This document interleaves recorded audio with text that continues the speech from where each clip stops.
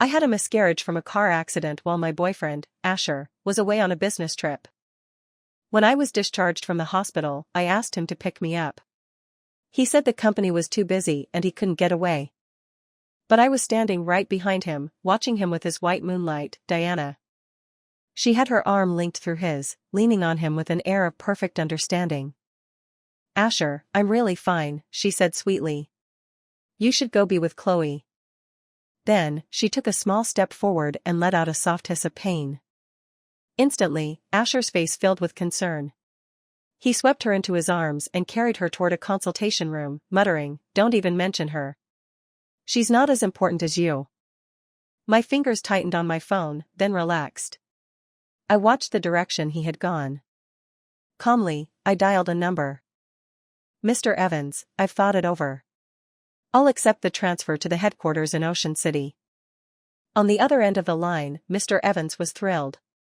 He had always believed in my potential and knew the head office offered far more opportunities for advancement. Whenever I had discussed it with Asher, he would always find some excuse to dissuade me. He claimed our stable life shouldn't be disrupted, that he couldn't bear the thought of us growing distant, the feeling of losing me. To give him a sense of security, I had rejected the offer multiple times. Mr. Evans had told me to take my time, not to rush my decision. Now, a single accident had shattered my illusions. It was time to prepare my exit. That evening, Asher came home. The apartment was silent. There was no hot soup on the table, no sign of me bustling in the kitchen. He frowned, strode to my bedroom door, and knocked. "You know I was on a business trip. How could I have had time to pick you up?" His voice was laced with irritation. "What's the point of this silent treatment now?" The door was ajar. I sat on the edge of the bed, our eyes meeting. This was our 5th year together. When we first started dating, he was the perfect gentleman. We held hands, we hugged, we kissed, but never crossed that final line. Not until one night when he was drunk and we fell into bed. After that, he became distant and insisted we sleep in separate rooms. I didn't think much of it then, but now I understood. He had probably mistaken me for Diana that night. His true love, his precious white moonlight, was the one he was saving himself for. Seeing my lack of response, his impatience grew. "Chloe, I've explained everything. What more do you want?" I continued scrolling through my phone, ignoring him. His brow furrowed deeper. In the past, a few cursory words of explanation were all it took for me to soften and make peace. He pursed his lips, his hand clenching and unclenching at his side. Finally, his patience snapped. He stormed into the room, pulled me to my feet, and said in a low voice, "Since you haven't cooked, we're eating out." At the restaurant, Asher ordered without consulting me, as if he knew my tastes by heart. When the dishes arrived, he confidently picked up a piece of fish, topped with a few sprigs of green cilantro, and placed it in my bowl. The white flesh looked tender and tempting under the lights. His cold expression softened. "Try it," he said gently. "You'll love it." I didn't move. I simply sat there, arms crossed, a faint, mocking smile on my face as I watched my caring boyfriend. He stared back, his own smile slowly fading. For years, I had forced myself to eat foods I hated, just to please him, just to avoid spoiling his mood. But not anymore. "Asher," I said, my voice clear and direct. "After all these years, you still don't know that I hate cilantro?" He froze. As he opened his mouth to explain, his phone rang. The screen lit up with a name that seared my eyes, Diana. Without a second thought for my presence, he answered. His expression shifted dramatically. "Don't be scared," he said urgently. "Wait for me. I'm on my way." He stood to leave, but I grabbed his sleeve. He tried to shake me off, but my grip was firm. Annoyance contorted his face, a vein throbbing on his forehead. He turned and snarled at me like a cornered animal. "Let go.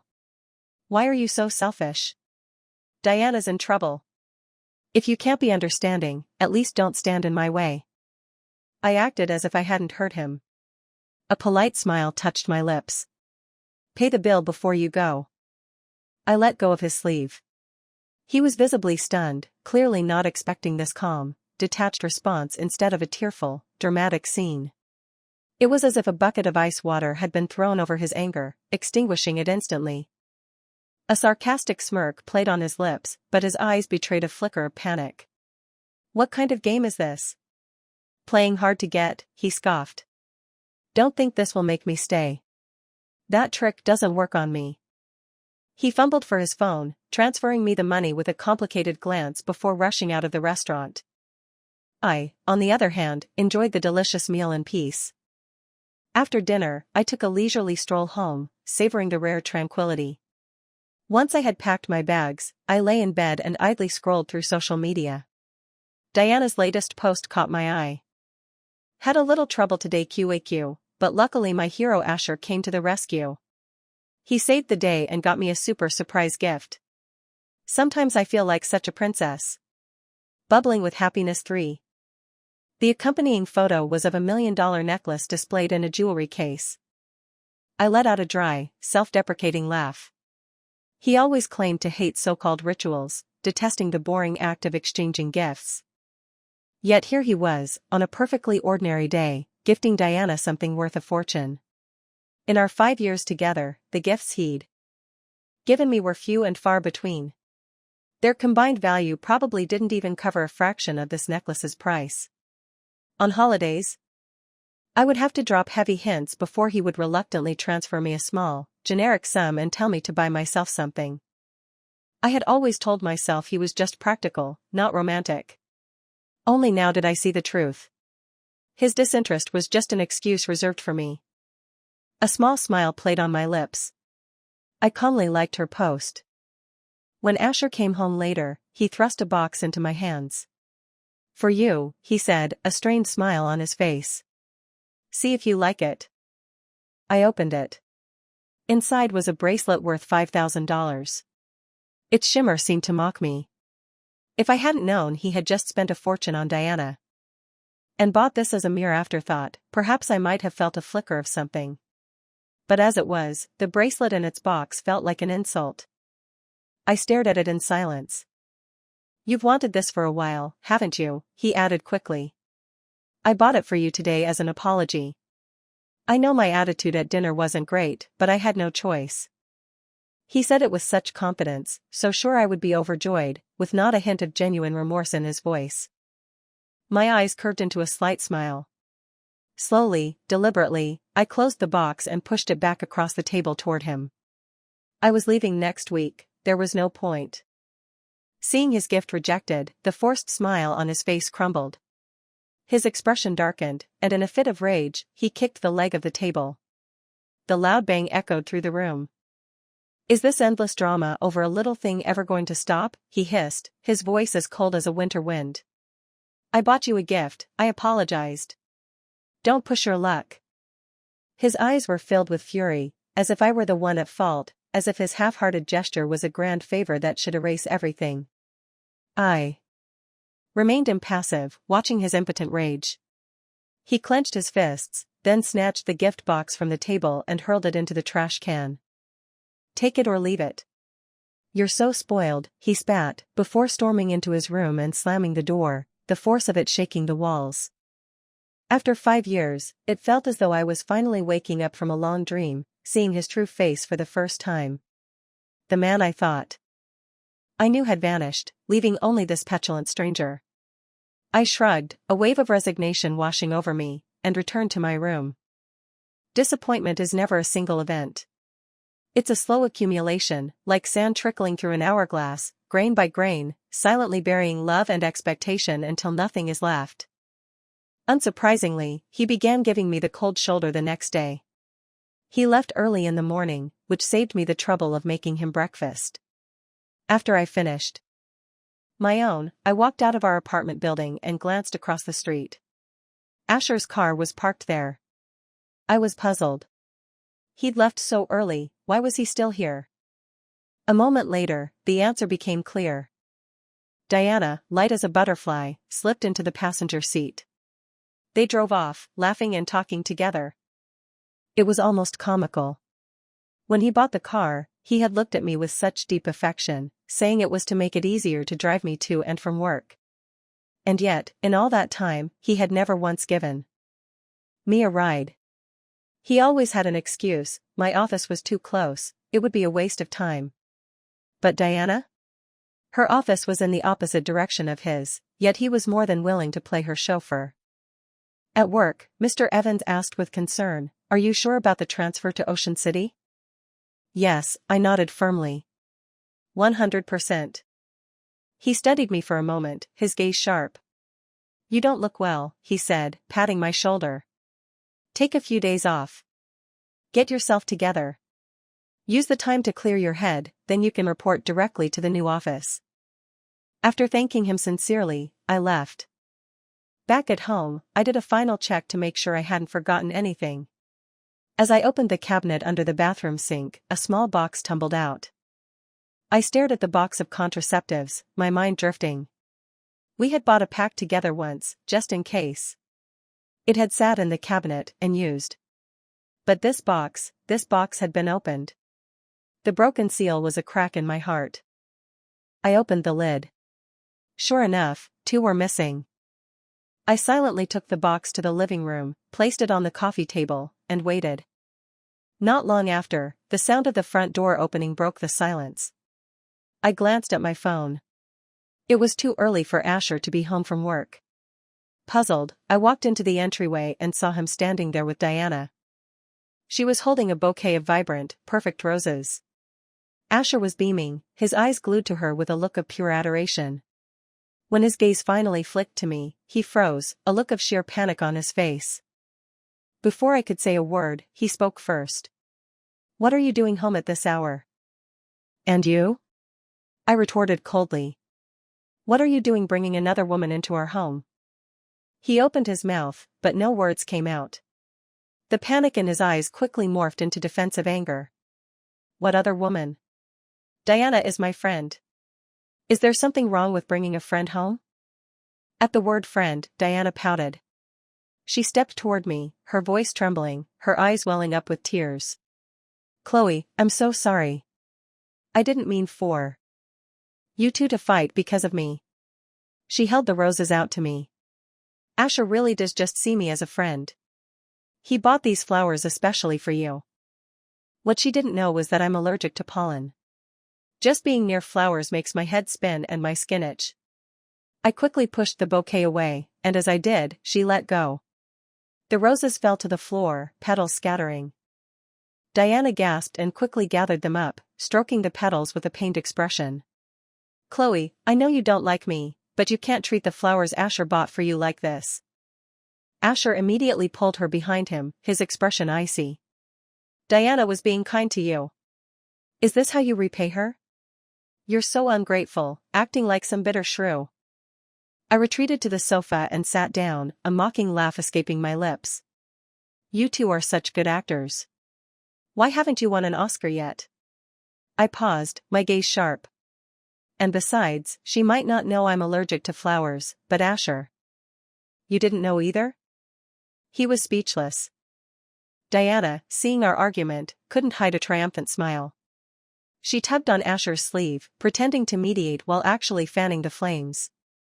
"Asher, don't blame Chloe, it's all my fault. I just wanted to give her the flowers so she could feel your love, I didn't mean to make her angry." Asher's emotions were entirely in her control. "Diana, you're too kind," he murmured, then glared at me. "Your petty jealousy hasn't changed a bit. You just can't stand seeing me be nice to her." He took her hand and turned to leave. My eyes landed on the object on the table.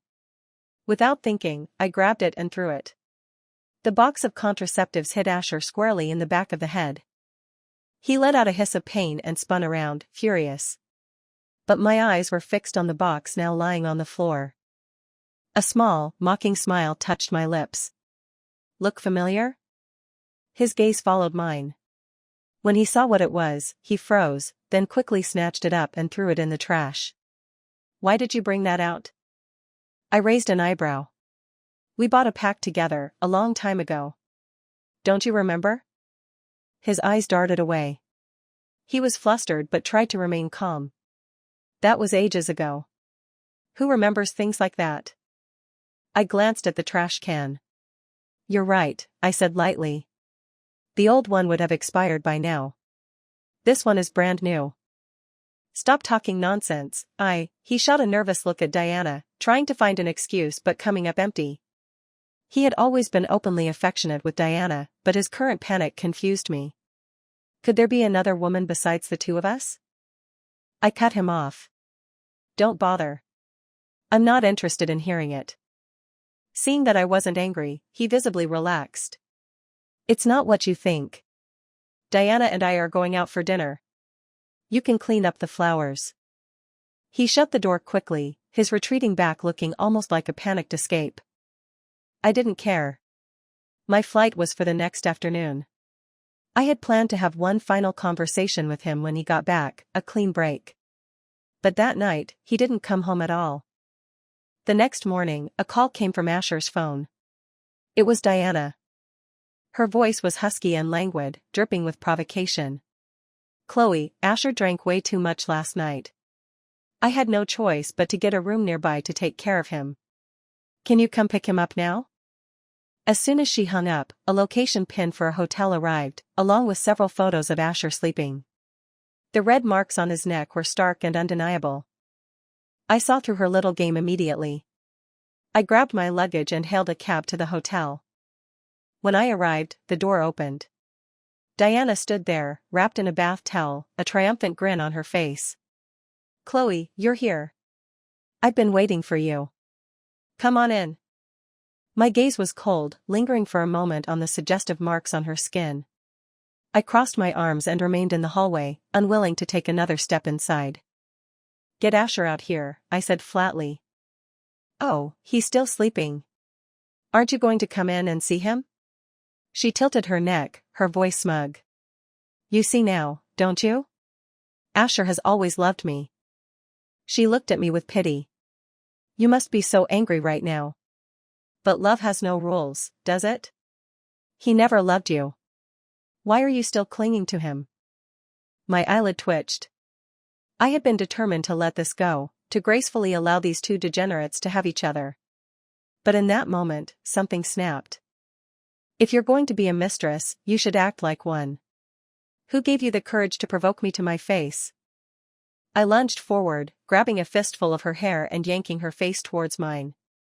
Her scream was cut short as I slapped her, back and forth, 5, 6 times. The sharp sounds echoed in the hallway. Then, I slammed her head against the wall. I was going to let you go. I was going to turn a blind eye. But you just had to keep pushing it. You two shameless, disgusting people deserve each other. To me, Asher is worthless trash. You love picking up my scraps, and now you're gloating about it? Don't you see how pathetic you are? She was dazed, blood trickling from the corner of her mouth. I let her go, and she slid to the floor.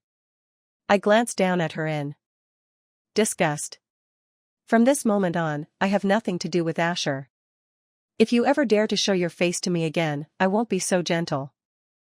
I walked out of the hotel, hailed a cab, and went straight to the airport.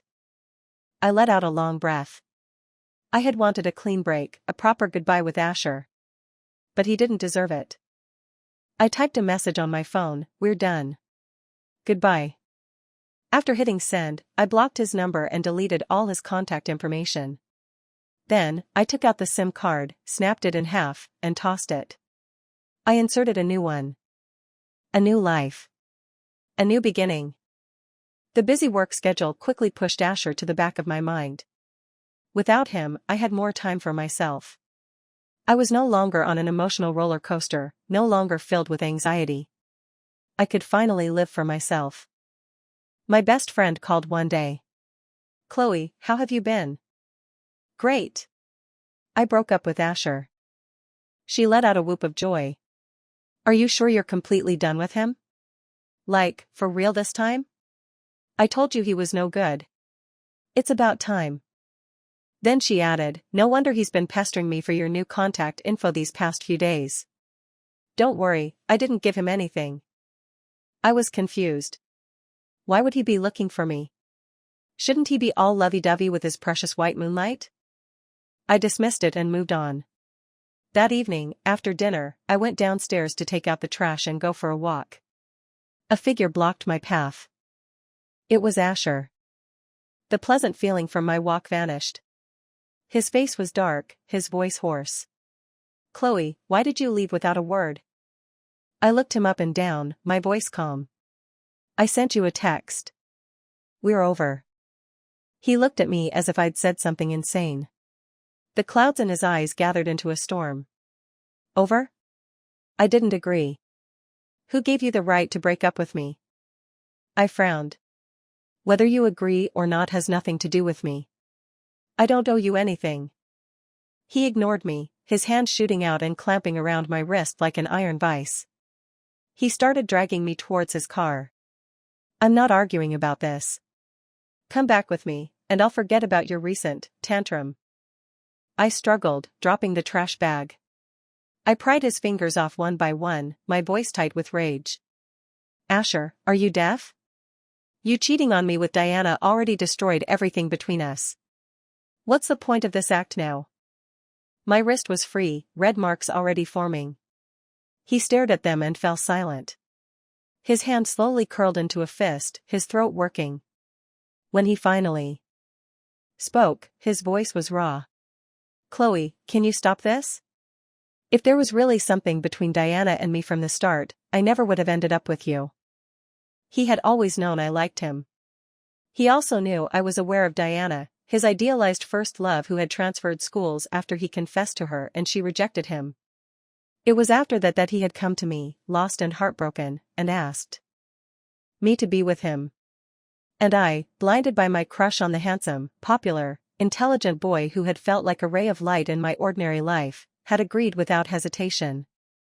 I knew he didn't love me, but I foolishly thought I could change him. Now I knew. He was a stone I could never warm. I let out a soft laugh, my expression serene. "You always knew I liked you, didn't you? That's why you felt you could hurt me without consequences. If you don't love me, why did you string me along and waste 5 years of my life?" A flash of panic crossed his eyes, but his tone remained arrogant.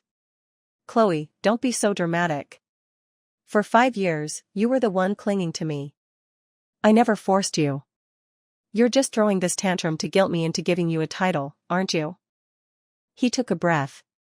"Fine. You win. Come back with me now, and we'll go get married." I didn't answer immediately. I picked up the trash bag and walked to the dumpster. He followed close behind. "You're still so arrogant," I said, turning to face him after I'd thrown the bag away. "I stopped loving you a long time ago. What makes you think a piece of paper could tie me down? My feelings for you were like that bag of trash in my hands. I've wanted to throw it away for a long time. I was just waiting for the right moment. And with you, it's the same." My words hit him like a physical blow. His face went from red to white to a sickly shade of gray. A vein pulsed in his forehead. He stood there silently, his body trembling with rage. "Fine," he finally choked out. "Just fine. You think you're so special? We'll see. Don't come crying back to me, begging for forgiveness." He spun around, got in his car, and sped away. The following days were peaceful. I was relieved. I managed to get a ticket to a JCHO concert I was excited about. Asher and I had once planned to go together, but we never got the chance. Later, I saw on Diana's social media that he had already taken her. There were pictures of them, with strangers in the comments wishing them well. When I had called him that day to ask where he was, he'd hung up and texted me a lie about being in a meeting out of town. At the venue, I felt a light tap on my shoulder. I turned and saw a familiar face in the seat next to me. My childhood friend, Owen. We didn't talk much, just exchanged greetings before losing ourselves in the music. After the concert, I couldn't help but ask, "When did you get back?" "As soon as I finished my studies abroad," he replied, then paused before asking softly, "Are you still with him?" I knew he meant Asher. "No," I said calmly. "It's over. It should have ended a long time ago." Owen let out a soft breath, a smile touching his lips. It's getting late. Let me take you home. We happily made plans to see each other again. We met at a restaurant the following Sunday as planned. He ordered, then passed the menu to me with a warm smile. See if there's anything else you'd like to add. I glanced at the menu. He had ordered all my favorite dishes. A genuine smile spread across my face. It's perfect. You ordered everything I love. His eyes sparkled. Your taste hasn't changed a bit over the years. Neither have you, I replied, feeling a warmth spread through me. Just as thoughtful as ever. Well. I was wondering why my sister wasn't coming home. Turns out she's found herself another man on the side. Diana's shrill voice cut through the pleasant atmosphere. She was clinging to Asher's arm. He was silent, his dark eyes fixed on me. Owen looked from them to me, an unreadable expression on his face, before calmly signaling a waiter. I ignored them, using the serving chopsticks to place some food on Owen's plate. He accepted it seamlessly. Eat up, I said to him, my voice loud enough for them to hear. Don't mind them. They're just a couple of barking dogs. Asher's face turned a shade of mottled purple. Chloe, I gave you time to cool off, and you go and find another man behind my back. Diana chimed in, her voice dripping with venom. Exactly. Asher, you treat her so well, and she shamelessly cheats on you. If it were me, I could never bear to make you sad. They were like a pair of buzzing flies. Without another thought, I picked up my soup bowl and flung its contents at them. Asher dodged, but Diana, caught by surprise, was drenched. Ah, she shrieked. She was lucky it was only lukewarm. She stood there, dripping and pathetic, looking at Asher with teary eyes. But for once, he ignored her. I slowly picked up a piece of meat and chewed it thoughtfully, watching the farce unfold. Diana, I warned you to stay away from me. Don't you ever learn? Did you come here just to get a bowl of soup thrown at you? I turned to Asher. And you? We broke up. What right do you have to interfere in my life? Take your little lover and get out. The sight of you makes me sick. Asher's eyes bulged with rage. He lunged at me, his hand outstretched. Just then, Owen's spoon slipped. A splash of hot oil from the tabletop grill hit Asher's hand. He yelped in pain and snatched his hand back. Owen looked at him with wide, innocent eyes. Oh, sorry. My hand slipped. There was no apology in his tone. Asher shook his hand, glaring daggers at Owen. Then he looked at me, his expression softening, a hint of expectation in his eyes. He actually thought seeing him hurt would make me rush to his side. I ignored him completely and poured a bowl of soup for Owen. The action was another douse of cold water on his hopes. His eyes began to redden. Chloe, he pleaded, his voice cracking. I really do just see Diana as a sister. Please, come home with me. We can talk this through properly, okay? If you come back, I promise I'll cut ties with her completely. She'll disappear from our lives, I swear. Diana, hearing this, panicked. She threw her arms around his waist from behind, sobbing. Asher, you can't do this to me. You promised you'd always protect me. Was that all a lie? He didn't care. He shoved her away with the same coldness he had once shown me. She fell to the floor in a heap. I took out my phone, pulled up the photo from the hotel, and held it out. Stop pretending, I said coldly. People who are just friends don't sleep in the same bed. His eyes shot to the phone, and he snatched it from my hand, staring at the screen as if he could burn a hole through it. His hands trembled, his eyes bloodshot. No, Chloe, I swear, I don't know anything about this. This photo is either fake or Diana photoshopped it. We didn't do anything. He still couldn't face the reality of his own actions. I snatched my phone back and continued eating. Oh? Is that so? Diana, realizing she had truly lost him, scrambled up from the floor and clung to his leg. Asher, you told me she was just a housekeeper. You said we were the ones who truly loved each other. You love me, remember? He didn't even look at her. He kicked her away and tried to rush towards me again, but Owen blocked his path. "Mr. Pei," Owen said politely but firmly. "You have no right to force Chloe to do anything she doesn't want to do." Asher, in a blind rage, swung at Owen. "She's my girlfriend," he roared. "What the hell do you know?" The punch caught Owen on the side of the mouth, and a trickle of blood appeared. But he didn't move. Seeing him get hurt because of me, I couldn't stay passive any longer. I told Owen to step aside, and then I slapped Asher across the face, hard. He staggered back, stunned.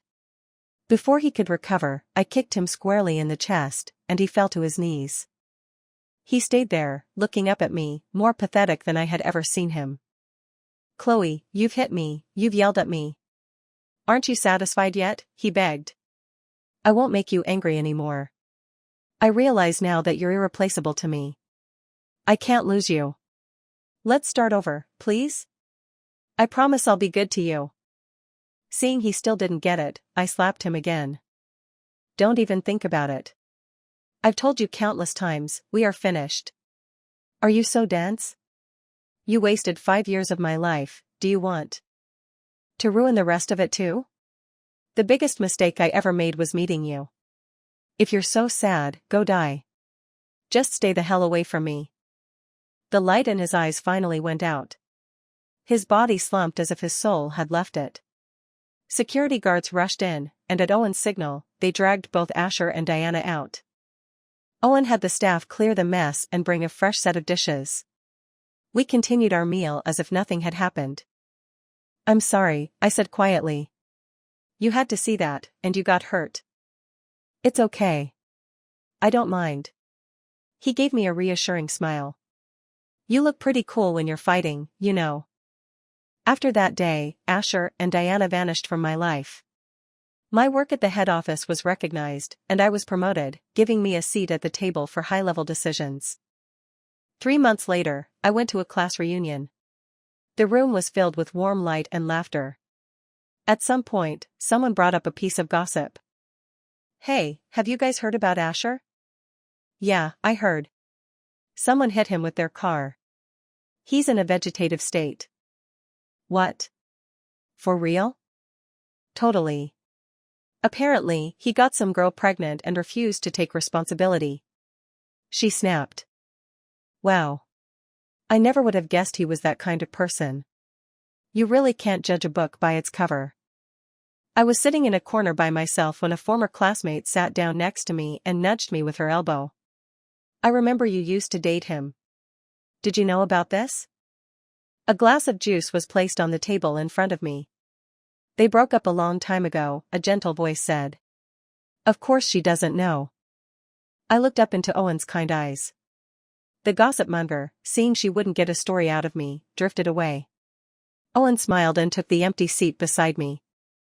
I took a sip of the juice. Its sweetness was as comforting as his presence. He nodded at me, then his brow furrowed slightly as he chose his words carefully. Diana was the one who was pregnant. Asher refused to have the child and wouldn't give her any compensation. In a fit of rage, she ran him over. The shock of it caused her to miscarry. When she recovered, she had a complete mental breakdown. They sent her to a psychiatric hospital. He watched my face as he spoke. Seeing my calm expression, he relaxed. I had nothing to say about them. The moment I ended things with Asher, I had truly left his life behind. His fate was no longer my concern. After a moment of comfortable silence, Owen spoke again, his voice low and warm. "I know you've moved on. I remember when your eyes only saw him. But it's different now. Sometimes, it's good to stop and look around. You might find someone is already walking toward you. You don't have to do anything. Just stand still." I was taken aback for a second, then turned to look at him properly. His eyes were clear and bright, his expression unusually serious.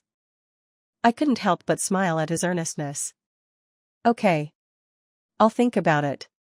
I took another sip of juice. It tasted even sweeter now. He smiled back, a warmth that could melt winter snow. Then, his expression grew serious again. "I know how much you love art. There's an exhibition I'd like to see. I was wondering if I might have the honor of inviting you to go with me next week. Of course, I said, my heart feeling light. The honor would be all mine. We clinked our glasses together, the sound a cheerful bell ringing in a new promise. The past is behind me. The future is my own. The flowers will bloom in the sun, and I will always walk forward.